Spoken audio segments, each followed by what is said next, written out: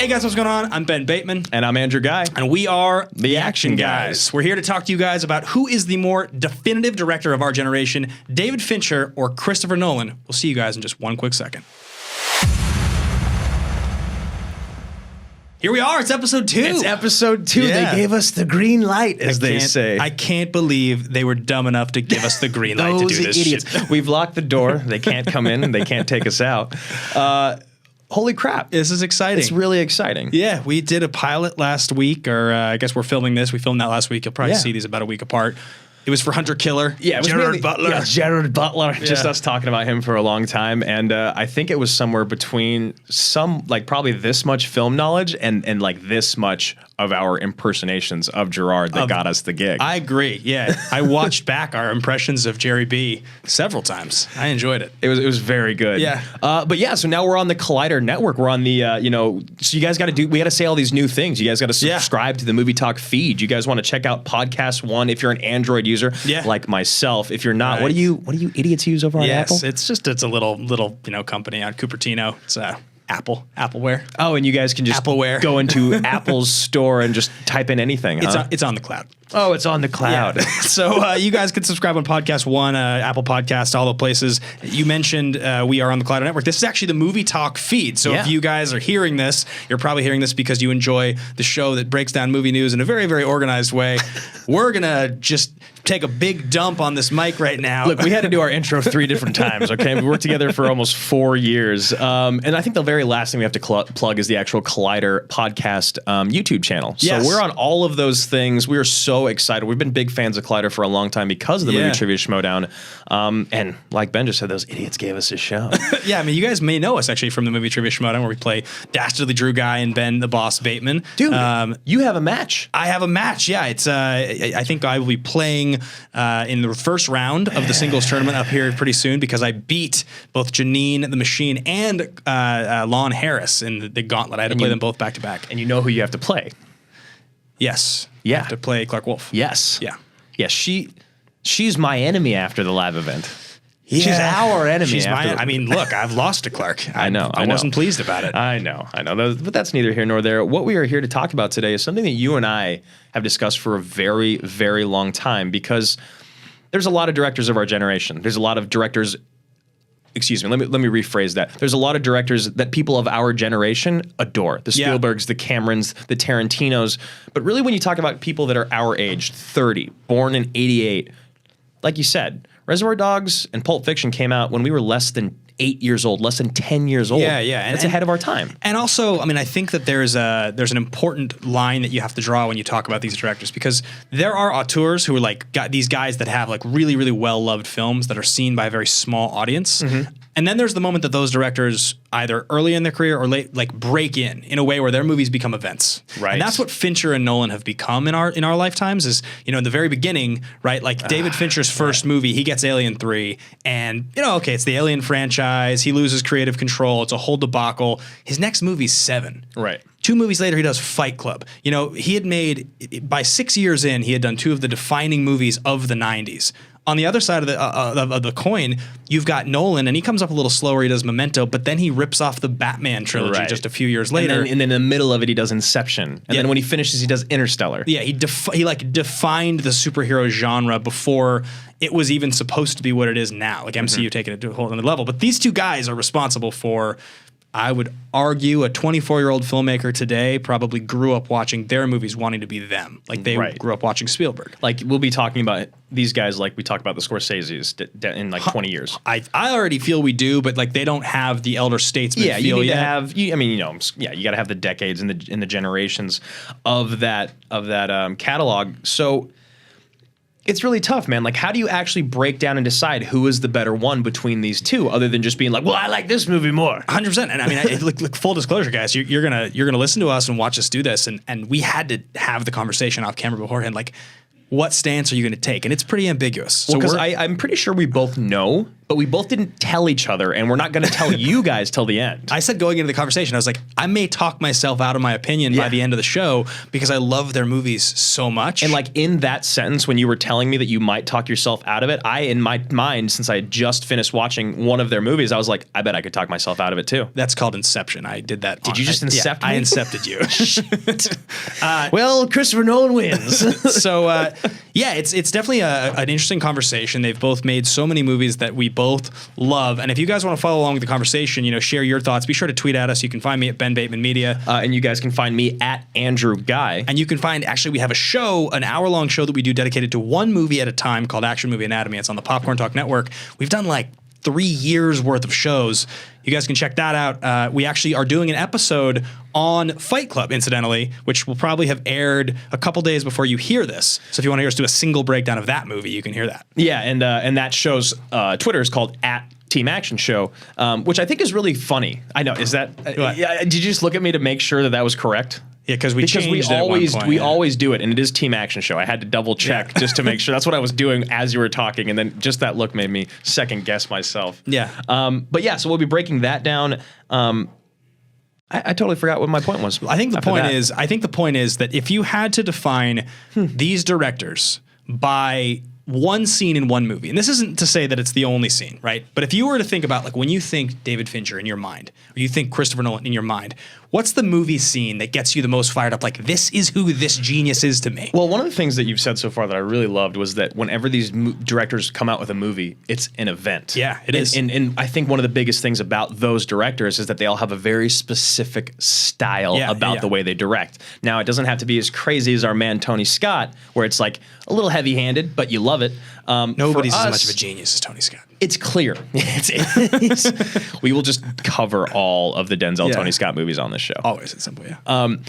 It's clear that these guys have two very, very distinct styles. Now, you got Nolan and Fincher both have the nonlinear storytelling. They're both very, very good at doing the nonlinear storytelling. However, Nolan loves the fantastical and the big, the grand, like, it's magnificent. It's a scope film. Whereas Fincher is much more, he's much more intimate. Yeah. Right?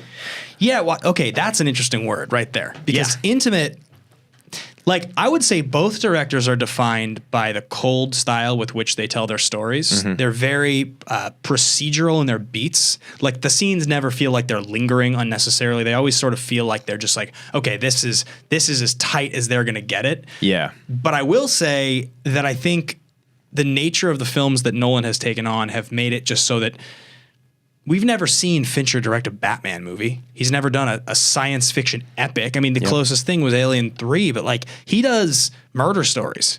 He does like really, really tightly crafted suspenseful thrillers. Whereas like Nolan does a whole different kind of movie. And so the style that they bring to their movies, I think it's affected by the content. You can't avoid it. Yeah. And so I think, you and I sat down, we kind of had a conversation about like, what's a scene from either of their entire filmographies that kind of epitomize all the things that make them great. I'll jump in first with a Fincher moment. Okay. And it's the lake murder scene in Zodiac. It's one of the most terrifying scenes ever. I get chills just thinking about it because it's so gnarly. It's just so gnarly and so real and intimate. Yes. And like, there's just nothing else happening. It's just silent. It's like the lake water, you know? Yes, and the way they set that scene up where like they're just like peacefully and like you see him in the background and you're like, oh, I know something so bad's about to happen. And he's like ducking behind the trees. And she's like, there's someone watching us. And then when he like ties them up and he's like trying to talk him out of it. And for a second, the weird creepiness is that he almost lets you think that he's gonna get away or something. He like shows them the gun and he like takes out the gun and the bullets to be like, I'm not kidding around. But then also you're like, maybe he's not, because usually he just shoots him, right? Yeah, right. And then the stabbing. Like, and making them tie each other up and then the stabbing. Yeah. And like, so the reason that you and I think that this epitomizes Fincher so well is for many reasons. You get honestly just like the disturbing. He's very, very good at the disturbing. You look at Seven. Yep. You look at even the scene in Gone Girl when Neil Patrick gets his throat slit. God. Right? Is Yeah. his throat slit With a like box cutter. Oh my God, with the box cutter and like literally every scene in Seven when you find out one of the sins like.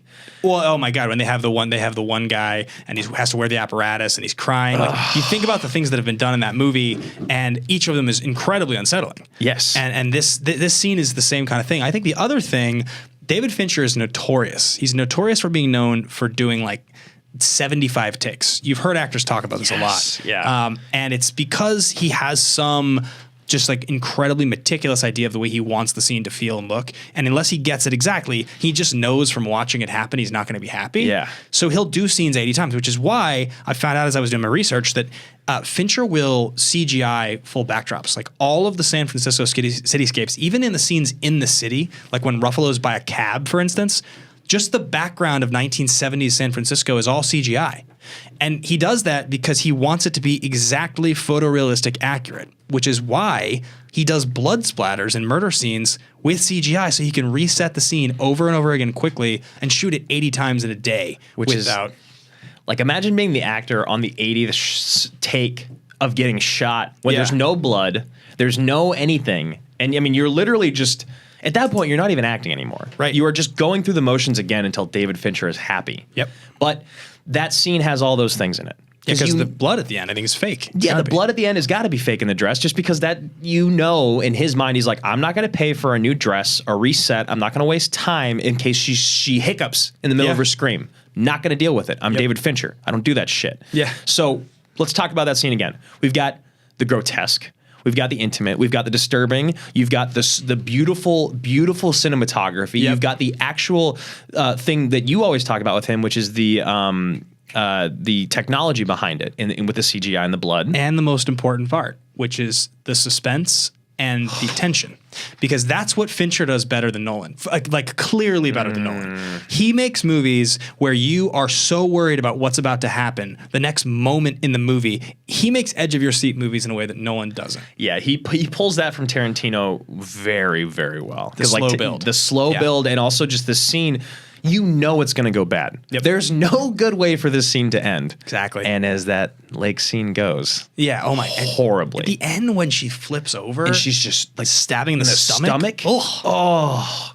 And like also just being that, there's something about, I mean, forgive me for my ignorance if that's exactly how they killed that couple at the lake, if like the hog tying and everything. But like, if not, as a visual genius, he's like, if your hands are behind your back, your stomach, and like the turning, like just the visual of just like the weakness of that behind it. I really love Zodiac. I have found as I've gone back to watch it again that I love the pacing of that movie, and I love the way that it drives Gyllenhaal crazy, and I also love that everybody involved in the case, like even Ruffalo, like that scene when he comes to his door and he's like, "Get out of here, get away from my house." Yeah. And he takes him to the diner and he's like laying it out. He's like, "Great, I'm a police officer. Like, you'll have to be a little more compelling." He's like, "Okay, I'll give you one better." And he's like, "Not 100 yards door to door." And you see Ruffalo's eyes and he's like, "Oh my God. Yeah. All these years later, we actually might."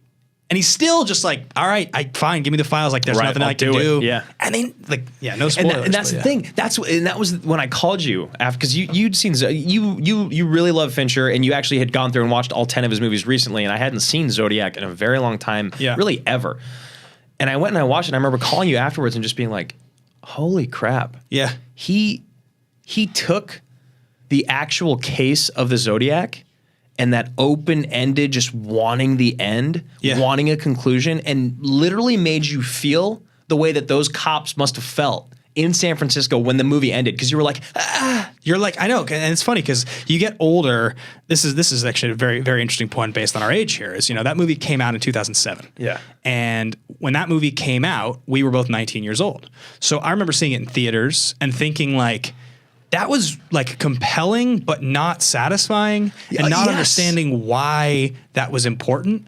And all these years later now, when I watch it again, I'm like, this is what made this movie great. Everyone missed it at the time. Which is why so many people go back. So many of our friends out in that lobby right now talk about how Zodiac is the best thing that he ever did. And it's because as an audience, when it came out, we wanted an answer. Yeah. We wanted a conclusion. And that's one of the things about movies that you love is you actually like open-ended kind of vague endings. Dark, weird. Yeah. And the Zodiac one is so perfect for that movie.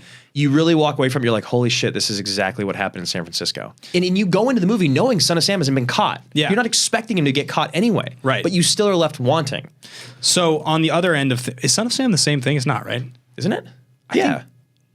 Or no. I mean, the Zodiac Killer, excuse me. No, isn't it? Son of Sam is a story about the Zodiac Killer? No. I've never seen the that's movies. that's incorrect. Oh, they're two different things. I thought you just about blew my mind for a second. No. I just said Son of Sam because I was thinking of another open-ended thing that never ended in San Francisco. You're right, and that was another murder movie from. Yeah, okay. Yeah. Sorry, my apologies, everybody. I was about to just pretend that you had said something that was right, and I knew it the whole time. Yeah. And I was like, wait, if he's not right, then I just agreed, and then we're both wrong. Yeah, no, we were both wrong. Yeah. So on the other end of that, like you said, Nolan is Nolan. And I think, so, this was your suggestion, this scene. And I agree with you totally on this. I think this is a really, really great indicator. And I'll let you take over here. Yeah, I mean, so you talk about the things like the nonlinear storytelling, obviously, is the thing that both these guys execute fantastically. But the other thing is that Nolan writes most of all of his own films. So you look at the end of Inception, right? The wake up, the 3-layered wake up with the music going through. The kick, the car, all of it. The kick, the car, the hallway, everything. Yeah. It is...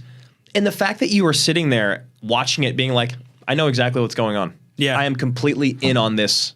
I know everything. There's something about, imagine being a director or being anyone, just yourself, and someone's like, hey, I have this idea. Yeah. And they tell you the idea over the course of 6 hours and you don't really understand what they said because they're trying to explain Inception to you. Yeah. And then they're also like, over the next 6 hours being like, I want it to visually look like this. Yeah. So they all line up at the same time. So right when this happens, this guy's falling off the bridge and this thing's happening and this guy's waking up and this person's dying and like, it is so masterful. And it's beautiful. Like Inception is so beautiful. So going over the characteristics in the scene that define Fincher, or Nolan, yes. right? One of them is multiple timelines. That's a thing that you get in almost every one of his movies. He's very famous for it. He loves to do it. He loves to cut between his timelines without indicating 7 years earlier. Right. He doesn't ever do that shit. It's just done by the set design and the costume design and the character and the makeup, all that. Yeah, very, very like there's a style of editing that I remember noticing when I watched The Departed the first time. It's very kind of similar. Every scene in the movie feels like it's moving faster than you can keep up with it a little bit. Right. That's a thing Nolan loves to do. Dunkirk is the probably worst example of it working because it does work, but it's super confusing. But this movie, this multiple timeline and all of them happening at the same time, that's a beautiful, beautiful moment. And you talk about things like what made Lock, Stock so famous was the fact that you had all these stories converging on the exact same moment, but they were all in the same timeline. They were all in the same place. They're all in the same city. Where this is in literally different universes. Yeah, and it's the hallway scene, because he's always done this thing with bending reality. Yeah, and I think that in Inception it's done better than it's done in Interstellar, because you watch Interstellar and you're kind of like, wait, what the hell's kind of going on here at the very end? Yeah, like you kind of are with it, but you're kind of not. Whereas Inception, you just get it. You get it the whole time. Even at the end, and with his wife, you talk about being scary. It's like Marion Cotillard is horrifying in that movie. As scary as there is with the broken glass. And the intimacy and their scenes. So it's like Nolan, he gets it. He gets the relationships the same way that Fincher does. Yeah. But instead of going in deep on the relationship, he goes in on the room. Yeah. You know what I mean? I agree. He sets up the scape of the room. As you said, he's like a bigger picture thinker, whereas Fincher can just focus on two people talking in a room for 2 hours. Like Nolan, it feels like would never create a cityscape from CGI. It wouldn't be his style. He would shoot the real cityscape in IMAX, and he would spend $40 million somehow creating it. Like make it look older. Yeah, that's just what he would do. That's way more his style. It's also funny, like you can see the reflection of Christopher Nolan in the way that his characters act and dress. Like they're male-driven movies. You always see when Nolan is out somewhere, he's always got the suit or the coat with like a scarf. He's always like pretty well groomed. His lead characters tend to be that same exact way. Yeah. Whereas Fincher's are like much more real people, way grittier. You always see Fincher in the pictures. You see of Fincher, he's got headphones around his neck. He's got a hat on. He's unshaven. He looks kind of schlubbier.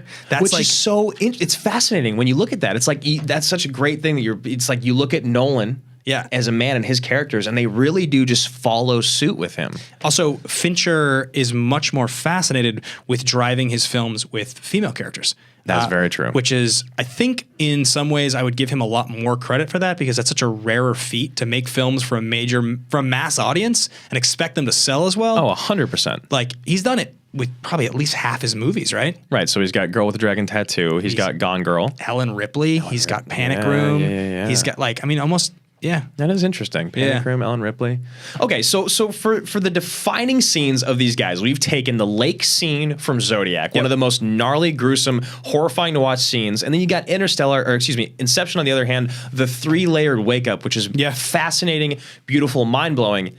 How do you decide which one's better from just that? You can't. You can't. So we have to go down a path here. We are going to talk to you guys about the critical acclaim and the awards consideration that these directors have garnered. We're going to talk to you guys about the actors they've directed and how they've directed them. And finally, we are going to talk about the peak of their careers and who has the greater peak. Before we get into that, I want to remind everybody here, Drew and I mentioned that we are part of the Movie Trivia Schmodown. We have a little behind the scenes show that we do. It's called patreon.com/teamaction. That's a joke. That's the.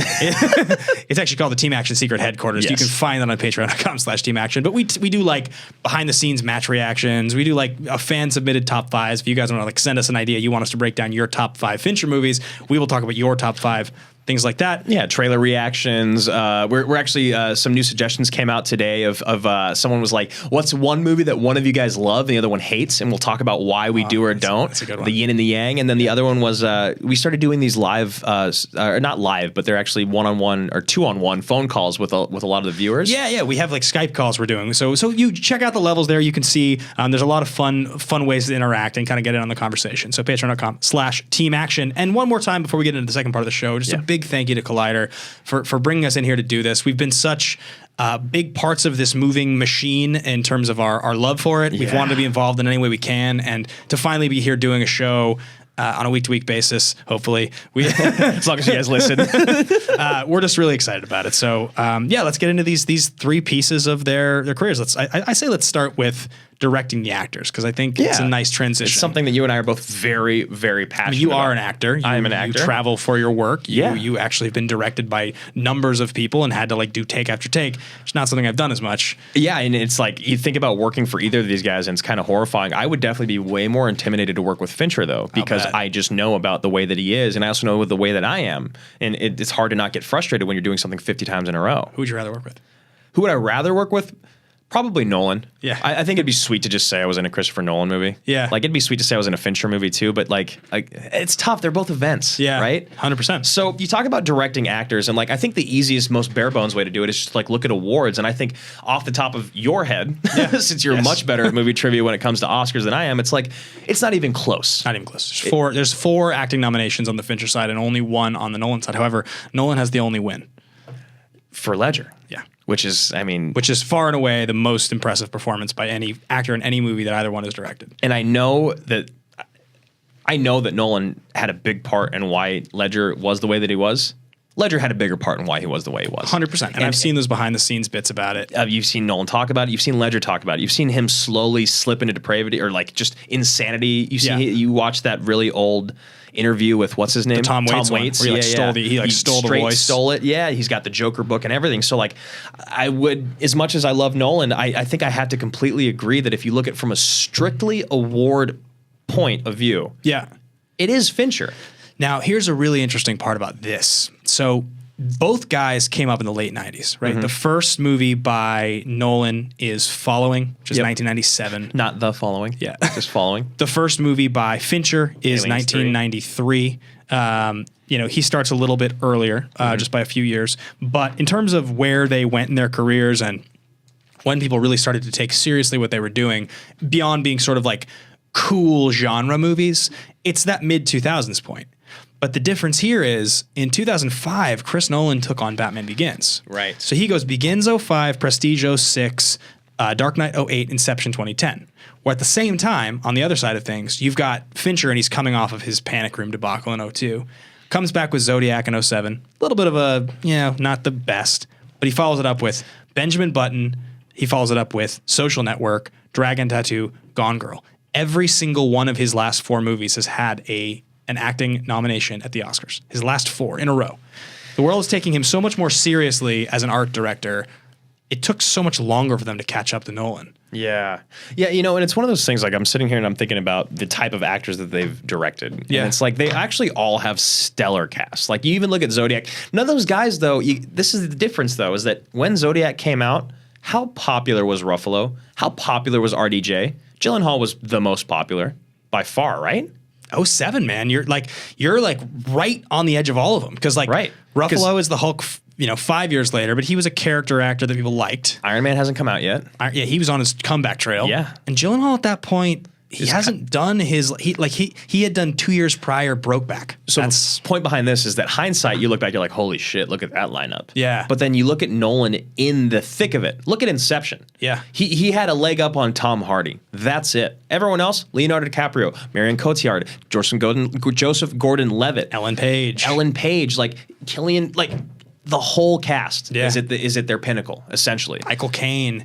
It's just it's just an all-star cast. Now, to be totally fair to him, it's following up The Dark Knight, which is the most definitive movie in the superhero generation. Yes. So Nolan is working with like more bullets in his gun. It feels like he had a lot more clout. So then if you go back to something earlier on, you talk about like Memento. Yeah. The acting in Memento by Carrie Ann and Guy Pearce are absolutely phenomenal. But then again, so like one thing that I love to talk about is someone like Darren Aronofsky. Darren Aronofsky takes actors out there that you think about. Like my favorite example is Marlon Wayans in Requiem for a Dream. Yeah. Marlon Wayans isn't a good actor. No. He's proven time and time again he's just really not. Yeah. But you go and you watch Requiem and he will blow your damn mind. Yeah. So now the question for me is when you look at Nolan and you look at Fincher, who's a bad actor? Who's someone who's not that great? Who's in either of their movies? And I think is it just It's got to be Jodie Foster. Just kidding. is it just Jesse Eisenberg? Like I know Jesse Eisenberg's a pretty good actor, but then the style of who he is in Social Network is probably just kind of who he is. I'd say like some bad actors that are in their movie, like Eric Roberts, pretty bad actor. Like So like my question is like, is there a performance from either of these guys where you look at it and you're like, holy shit, he elevated him like to the next level, because that's what a great director does. I mean, I would say Rosamund Pike to me is the easiest example. That's a great example. I've never seen another Rosamund Pike role. I just don't like her that much. Where I was that impressed. I mean, like she was fine in Hostels, like she was good enough, but like most of her career dating all the way back to Doom. Yeah. I mean, she wasn't very good. Dating all the way back to Doom. She wasn't great in Beirut. Like, there's a lot of these movies that she comes out in that you're just like, all right. And he makes her about as good as I've ever seen any actress. She's flawless in that movie. That is her magnus opus. Her magnus opus. Is this supposed to be Magnum? I don't even know what it is. You've just said it for a while, and I just steal it from you now because it sounds hilarious to say. Magnus opus. I think I gotta give it to Fincher then. Like I'm trying to think of a role, and this is one thing where I miss having a live audience. Yeah, is where I could like ask them, be like, "Hey guys, who's someone in a Nolan?" Because there's someone in a Nolan movie somewhere where they're like, "Well, Rutger Hauer actually is a crappy." Well, he's not, but you know what I mean. Yeah, where it would be like that. Right. I think like good examples, bad actors in their films. Like okay, so look at I got a turnaround. Oh yeah, taking Gary Oldman and making him like this. That could just be Oldman, but it could also be your director being like, look, man, you are like this everywhere you go, and people expect it. So now if you bring it down to just the best Commissioner Gordon, in your words, love him ever, and you've read all the comic books ever, maybe he's that. I mean, I don't know. It's flawless. I mean, I would say just because it feels like his movies are more dependent on the performances of his actors, I give the leg up to Fincher here pretty easily. I mean, more nominations, more interesting, more like a Nolan movie is as important for the IMAX cameras and the scope of it and the pacing and the timelines. Prestige? Prestige is probably your favorite Nolan movie. I don't know. That's a really hard one. That's a right? tough one. I love his movie so much. I love The Prestige. I adore that movie. So you look at something like that. Yeah. Everyone in there is great. He doesn't, it's tough. I think you're right. You just got to give it to Fincher, because even though in a movie like The Prestige, where the interpersonal relationships are more important than the fantastic, I still think Fincher pulls it off better. Yeah, agreed. And I mean, like, what are the best? Well, okay, because I think that this will segue nicely into our next topic. Okay, which is career peak. So yeah. Well, actually, you know what? Yeah. This is a better segue because that one is where we're going to finish the conversation. This part of it should be awards because we just talked about Oscar nominations. Okay. So I think it's probably more pertinent to talk about how they have been recognized to this point. I feel like I could just open up, instead of pulling out my phone, I could just open up your brain. I've got it right here. I've got my brain right here, actually. From an acting perspective, both directors have Fincher has 4 nominations, and it's in 2008, Brad Pitt, lead actor for Benjamin Button. Yep. It's 2010, Jesse Eisenberg, lead actor, Social Network. Rooney Mara, 2011, for Girl with Dragon Tattoo. Yep. And finally, 2014, Rosamund Pike, lead actress. for Gone Girl. Whereas on Nolan's side, it's just Ledger. It's just okay. So here's the other thing. I've heard this from a good friend of mine who is actually a very high up producer, and one of his movies won an Oscar last year. Yeah. Christopher Nolan's an asshole. Yeah. Who no one likes to deal with. Right. And it's because of exactly what you hear from all the people of the Camerons and the Spielbergs and the Finchers. They're assholes. They only do what they want. Yep. And that's why they're such great directors. Now, there's a difference between being kind of an asshole when you're on set and then kind of being condescending in person. And I think that's what I gathered from this, is that Christopher Nolan is kind of just like an uppity bitch from literally his words. Yeah. And this is like a high up studio exec. Yeah. And he says that's why Nolan hasn't won an Oscar yet. Yeah. Do you think that's, I know the Oscars are political. Now, I don't know enough about them to speak on this first-handedly. I mean, Nolan, from the political aspect, Nolan got his first Best Director nomination. Let me see. Picture and Director for Dunkirk. Yeah. And Picture and Writing for Inception. He didn't even get a Best Director nomination for Inception. Which feels appalling. Following up The Dark Knight, for him to not get a Best Director nomination in 2010. Against the movies that were nominated too. Is ludicrous. It's we don't even need to go through it because you and I, guys, look it up. Look at the movies that he was going up against. The fact that he did not get Best Director nom is absolutely absurd. I mean, I know for a fact Social Network and King's Speech both got so. Oh yeah, King's Speech just won. I think we could just talk about that. The fact that Tom Hooper and David Fincher both were nominated for Best Director in 2010. The fact that Tom Hooper got it over Nolan for like an incredible performance out of Colin Firth. Yeah. Again, it's like you didn't give Nolan the Best Director nod for Dark Knight, but you gave it to Heath for the greatest performance ever. So it's like it just doesn't really make sense when you're using that kind of thinking. If I had to guess offhand, I would say David O. Russell probably got one for The Fighter. Oh yeah, that would make a lot of probably. sense. Got like 6 nominations. It's a really good movie. It's a good movie. And I would guess probably the last one is there's a decent chance that Aronofsky got one for Black Swan. Oh yeah, that sounds completely correct. That might be the 5 right there. Yeah, that just feels. I mean, they're all great. They're all great. I just feel like that Nolan should be in there over Hooper. It's absurd. It is absurd. Yeah. Yes, thank you. So, but all the other awards, it's like neither of them have. Go ahead, please. So I was going to say the first and only Best Director nomination for Christopher Nolan is Dunkirk. Yeah, and it's sort of like that's the one you were supposed to get after Dark Knight. Yes, that's the nod you're getting finally. It's like the world is like finally saying, well, you're making a World War II movie instead of making like a science fiction epic or a heady like weird alter reality or a superhero movie. Did you like Dunkirk? It's fine. It's I've fine. never had any motivation to go back and rewatch it.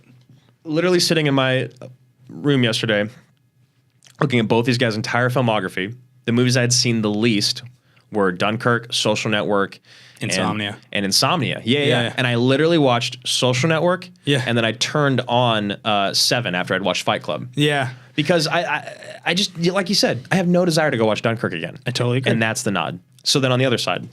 So now on the last one is that Nolan did get a writing nomination for Memento. So his initial like introduction to Hollywood, and that's like when the world is still just like, we're going to appreciate this thing you've created. And that was also, Memento was one of the biggest mind blowers ever in a movie. It was a game changer at the time. Fincher, on the other hand, got Best Director nominations for The Curious Case of Benjamin Button and The Social Network, his 2008 and his 2010 films. Why for Benjamin Button? Because the technology isn't just Fincher. Yeah, I think it's something about... I've still never watched that entire movie. I've watched 2 hours of it. It's the least compelling. Well, that's not true. There's a part in the middle you said is phenomenal. Yes, it's the least compelling of his good movies. Right. Like because like this is a controversial opinion that I have, but I think that David Fincher's second half of his career is greater than his first. And that would mean that I think that his career half that doesn't include Seven and Fight Club is better. Right, because we're about to get into the peaks, which we're not there yet. Yeah. So both these guys have never won Best Director. Yeah, and Nolan's gotten 1 nomination. And Fincher's gotten 3? 2. 2. They're both pretty. I mean, considering that we're talking about 2 guys that we basically believe are the definitive directors of our lifetime, Right. and we collectively, between their 20 films, have 3 nominations. It is absurd. It seems. Are we wrong? I mean, like you look at guys like Spielberg and Scorsese in their prime, and if Scorsese puts out a movie, it has a strong shot to get a Best Director nomination every time. He's gotten nominated like 7 times. Spielberg's been nominated like 6 times. Like, Yeah. What about Tarantino? Twice, maybe. I'm looking it up right now. Maybe once, actually. It's just crazy to me. So why? Who keeps winning Best Director every year? You know what I Usually mean? just the director of the. I mean, like of the movie. like Ang Lee has won Best Director twice. You know, like he's a very good director, Ben. he is. And in both cases, though, his films didn't win Best Picture that year, Right. which is a weird. Yeah, I always think that's interesting. Life of Pi. You made he it- won yeah. Best Director for directing Life of Pi. I like Life of Pi. Never seen it. It's good. Yeah. So I guess with awards, can we just call it a wash? It 'Cause feels it's like it. Fincher's has more. Nolan has the 1. Yeah, but Fincher's are largely because of his actors. Yeah, and then Nolan's are largely because of his actor, but then he also has his writing one, which is the other thing that I wanted to talk about that I think separates Nolan from Fincher. Yep. Is the fact that like Fincher makes great movies written by other people. Nolan makes phenomenal movies written by himself and his brother. Now, Yeah, because Fincher couldn't make The Social Network by himself. 100%. So this brings us into the next important part of the conversation, which is where is the peak in their career? And defining the peak of their career is like, I don't know what you say. If it's the best 3 movies in sequence, if it's the best 5 years, if it's Yeah. just the best 3 movies overall, like I think you got to look at a period of time where they were sort of like the name. Or like if you could be anyone in the world, if you could be any director in the world, Yes. would you rather be Fincher from this period to this period, or would you rather be Nolan from this period to this period? And I'm already going to tell you, it's Nolan in the Batman franchise from Prestige to Inception. Or no, excuse me, from Prestige to Interstellar. Is that too far? I think I would say more accurately, it's The Dark Knight through Interstellar. It's 08 to 14. Okay, Dark Knight through Interstellar. Yeah, it's I a like that. So 6-year that stretch. includes Inception. Yep. It doesn't include Prestige. But it's Batman Begins, Dark Knight. Oh no, you're not including Begins. I think you just said the Batman trilogy. I'm saying you start with Dark Knight because that's when he became. He became. That's because I love Batman Begins so much. But that's fair. That's fair. So we start with Dark Yeah. Knight because that is really when it became like, this is a god Chris making Nolan movies. is Yeah. the guy. Because when Batman Begins came out, it was like, ooh, this could be something. Whereas Yep. when Dark Knight came out, there was most pre-sold ticket sales for a movie ever. Yeah, You know, whatever it was was. like not even close. So you go Dark Knight Rises, you know, Inception, Yeah. and then you have Interstellar in there as well, right? Dark Knight. You go Dark Knight 08. You go Inception 2010. Yep. You go Rises 12, Yep. and then Interstellar 14. So that's the 4. Yeah. Okay, so then on the other side of it, you've got Fincher. Yep. Which is It's debatable. it's tougher, right? This is kind of what I was talking about. Like, which is the portion of his career that you have to give more credit to? Because And I think, there's the early on, which is Fight Club, which is 7. 99, 7's 95, And the what's the one- game is 97, and a game. and that's from the perspective of like respect. Like, okay, because we include Interstellar here, and that movie was not loved by most. Right. You include Panic Room here if you're going to do that. Which is before both, right? It's 02. It's Yeah. the last one. Or the last one. If you wanted to go with the later part, because he has 4 Oscar-nominated actors in his movies, you would start with Benjamin Button. You would go Benjamin Button 08, you would go Social Network 2010, you would go Dragon Tattoo 2011, and then Gone Girl 2014. I think you've got to go with the earlier one because the 2 movies are so iconic. Because 7 and Fight Club are they are 2 of the biggest movies ever made. Yeah. Like cult classic wise, Fight Club's the coolest movie ever made. Still, I think. Yeah. I still think it is. Like you go back and you watch it now as a 30-year-old man. When I went and watched it as like a 12-year-old, I was like, it still feels just as cool. I mean, Tyler Durden might be the coolest movie character ever. The problem is that 7 isn't as good as it used to be. Oh, see, that's interesting you say that because when I went back to watch them all, I liked it thought more. 7 was better than Fight Club. Really? I went back and I watched them all, and if I remember correctly, I think I put Social Network 1, 7 2, Fight Club 3, and then I want to say Zodiac 4, or maybe it was Zodiac 3. Don't get me wrong. I love 7. Yeah. I still adore it. I just don't. Maybe it was just because I was a kid and that aspect of the horrifying was Yeah. there too. 7's really good, but then I just think Nolan takes this in stride. Because like even you can't quite decide between the 2 eras. Because what's the second era? It's the Gone Girl, Yeah, it's Dragon Tattoo, and I would say it's like if you wanted to go with the second era, you'd go Zodiac 07, Benjamin Button 08, Social Network 2010, Dragon Tattoo 11, and then Gone Girl. You'd have those five. So if you just had to do the two, it'd be Social, Dragon Tattoo, and Gone Girl? And Gone Girl, yeah. Which is, I mean, those are three incredible movies as well. I mean, you're giving 6 years to Nolan versus giving, it's 14 through 07, 7 years if you include Zodiac and Gone Girl. I like, any way you slice it, if you're talking about a period of time where they were considered to be like the director, like the only, like just no question, because Dragon Tattoo was a flop. It didn't make any money. It's so weird because I was so young when Fight Club and Seven came out. To me, it was Brad Pitt. Yeah. You know? Whereas as an adult, or as like you and I in the business now, it's like you'd be like paying such close attention to everything Fincher did. So it's hard for me because like... And he wasn't David Fincher yet, to be completely fair. Yeah. Like that's why I think in some ways there's just no question, because like Nolan gets his shot and he follows it up with Inception, and Fincher never followed up his movie with a better movie. Right. Like he never followed up with like a mind-blowing, like He didn't follow up himself. Seven with Fight Club. There's always something in between. He did the game in between. Yes. And so there, 4 years pass. I think you have to nod this one to Nolan. Like I think you do, just because that run, and honestly, Ledger winning that award, the first ever like superhero movie to win an acting award, was crazy. Okay, so then to add to the point, if we can agree that it's both Nolan, what if you're just taking their top three? If you're just taking your top three movies, the better top three? Oh my God. Guys, how are we ever going to get out of here? I don't know. I don't think I can. If I had to live without if I couldn't live without three movies. Yeah. I think it still goes to Nolan because I like his style of movie making more. Like for me, it goes Batman Begins, Dark Knight, and Inception. I don't want to live without those three movies. I can live without... Can I live without Fight Club? God, this is so difficult. Can I live without Fight Club and Seven? Can I live without Social Network? Like after watching Social Network again last night, like I love... You and I should just have a movie watching fest where it's just like...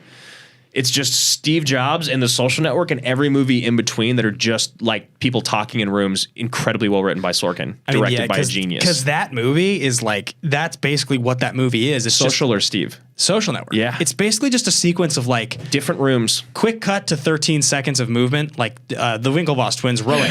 Yeah. Cut to people talking in a room for 3 minutes. For you guys on audio, I was just rowing.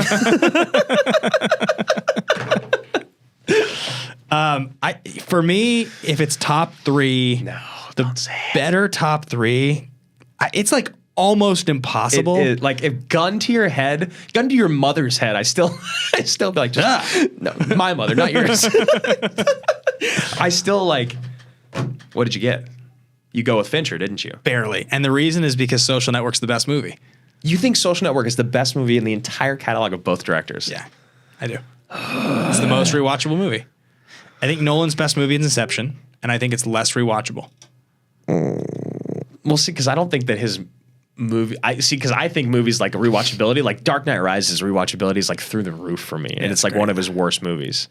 Yeah, and I think also that if I... like my top four for each is Fight Club 7, Zodiac, Social Network, Dark Knight, Memento, Prestige, Inception, and I gotta give the nod to just the fact that like... I think I gotta do it too.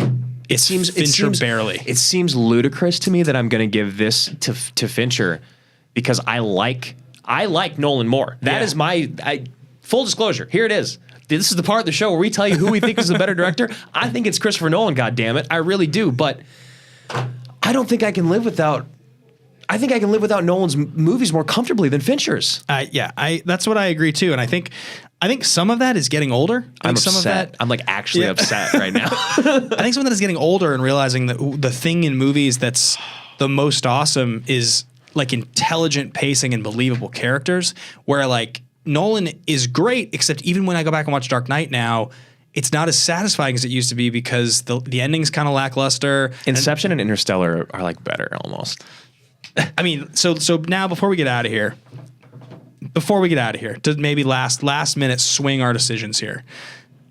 You know, if you're thinking, to me, Murph. if you're thinking about a couple scenes a couple of the scenes that would swing it in Nolan's favor for you. Matthew McConaughey sitting in the chair in Interstellar after they get back from the water planet. The gif of him crying. The gif of him crying. It's so... You Gotta Talk to Me, Murph is my favorite scene in that whole movie. Murph, you gotta fix this because before I go. Because he's sitting there and he's watching in the fifth dimension. This is after he gets transported and he's looking through. Because this is also the scene in the movie that like is terrible because like they follow up this emotional moment with terrible exposition where Tars is like, Cooper, you've understand that they've found a way to represent 3 dimensions in their 5-dimensional structure. You're like, you've understood that they like, yes, thank you for explaining, Christopher Nolan, because I know at this point I would be so fucking confused I would have no idea what's going on. So Tars has to voice over it for me. You're thinking this now. Yeah. But his moment before that, when he's looking through the bookcase And screaming. and he sees Murph, and he's like, make me stay, Murph. And then Don't let me go. it cuts to adult Jessica Chastain, and she realizes what's happened, and she looks and she says, "It was you. You were my ghost." And you realize as he's watching the worst decision that he ever made of his whole life, the decision that he knows that he had to make. But he's also realizing it cost him his whole life. And she's realizing that, in fact, all the anger was just for her. He's been there the whole time. He's been there the whole time. I got chills right now. That scene is soul-crushingly beautiful to me in a way that I think people don't appreciate in Interstellar for that reason. It is so wonderful. The scenes, the interpersonal relationships in Interstellar are actually the strongest maybe in any of his films, which is kind of fascinating. The other thing that I want to talk about is in Inception. Yeah. Any scene with Leo and Marion is haunting and heartbreaking. Yeah. And it's so incredibly well acted by both of them. But then really you talk about the visuals in Inception, and this is why I think at the end of the day Fincher doesn't actually take the cake over Nolan, is because Nolan makes you feel, he gives you that feeling of like accomplishment and fulfillment when you watch his movies. His movies have a more emotional sweep. Fincher's movies are definitely colder. Exactly. I mean, we're waiting for a train, all that stuff.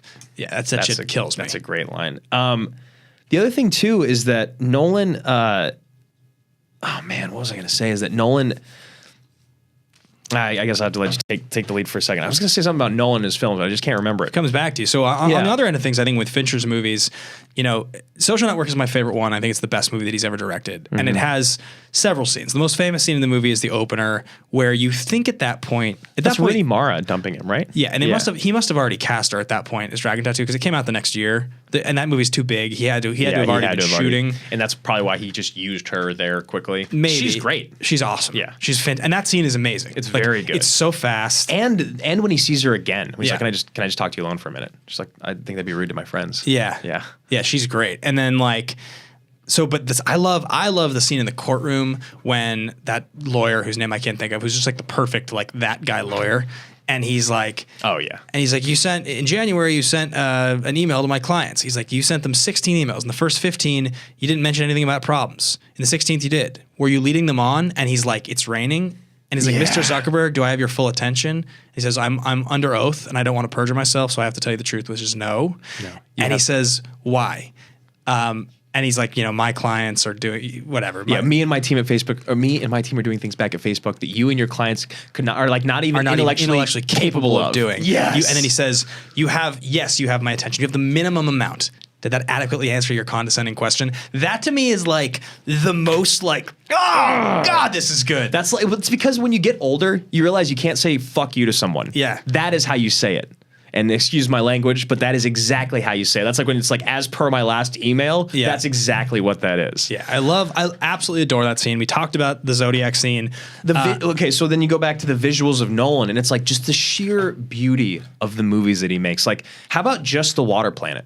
Just The Water Planet in and of itself is a fist pump. Those aren't mountains. Yeah. Those are waves. And you're just like, oh shit. Yeah. Like it. That shit's incredible. Yeah. Other fist pumps that I love. I mean, at the end of Fight Club. Yeah. When he goes, we have lost cabin pressure, all da da da da da. The moment where Marla goes, Tyler Durden. She says his name to him. That moment's unbelievable. We have lost cabin pressure. And then it goes through. And this is one thing that I miss from nonlinear storytelling is when they go and they show each of the scenes. All the scenes. He walks out of the room. He walks into the room. Yeah. All that stuff. Blows my mind. Yeah, it's amazing. You're absolutely right. That's one of the great fist pumps. And I think taking it back to Seven for a second, because talking about that movie and that it didn't affect you as much as it did as a little kid. Yeah. I mean, Seven has one of the most unbelievable endings to a movie in history. To this day, it still gets me. The whole setup. What's in the box? What's in the box? All of it. You don't know. I mean, I tweeted this a year ago when I was rewatching it, or 6 months ago. What do you think happens to Brad Pitt's character after that? He goes to jail for life, and so? probably gets murdered in jail. Realistically, as a detective, Yeah. aren't they in New York or L.A.? It's LA, it's supposed right? to be Chicago Or Chicago. It's think. a bad They new don't city that he's specify gone it, to. though, yeah. What happens to a cop in jail, especially murder?